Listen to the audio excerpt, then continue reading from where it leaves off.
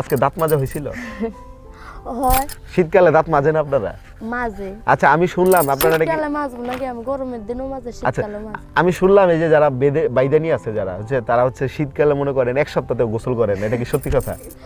ওইটি সবাই কি তাহলে আপনি হচ্ছে অনেকটি করে, তাহলে এটা আপনি গোসল। অনেকটি করেন না গোসল না?